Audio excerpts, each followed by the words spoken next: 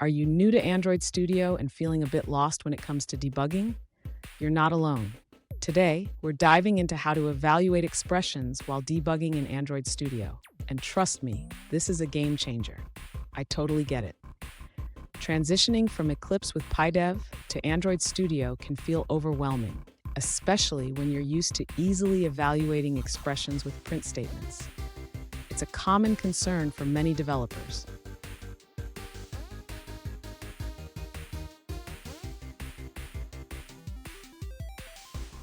So here's the specific question we're addressing today. A user asked how to see the value of an expression, specifically message.getText in their code. If you've ever wondered the same, you're in the right place. Understanding how to evaluate expressions during debugging is crucial for effective coding. In Android Studio, you have several tools at your disposal that can help you inspect values without needing to rely solely on print statements. And stick around. At the end of this video, I'll share a pro tip that will make your debugging experience even smoother. To evaluate expressions in Android Studio during debugging, the user should first set a breakpoint in their code. This allows the debugger to pause execution at a specific line. Next, the user should start debugging their application. This can be done by clicking on the debug icon or using the shortcut Shift plus F9.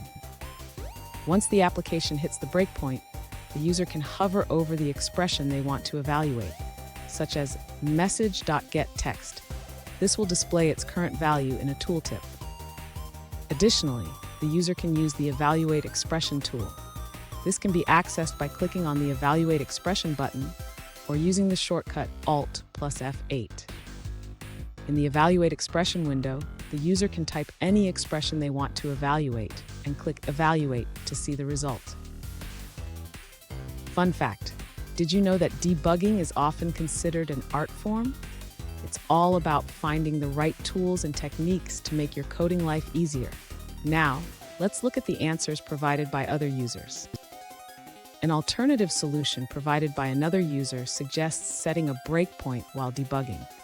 This allows you to evaluate expressions directly and see their values. Here's that pro tip I promised. Get comfortable with the debugger and the Evaluate Expression feature. Mastering these tools will save you tons of time and frustration in the long run. And there you have it. You now know how to evaluate expressions in Android Studio while debugging. Keep practicing, and soon it will feel second nature. If you found this video helpful, don't forget to subscribe for more tips and tricks.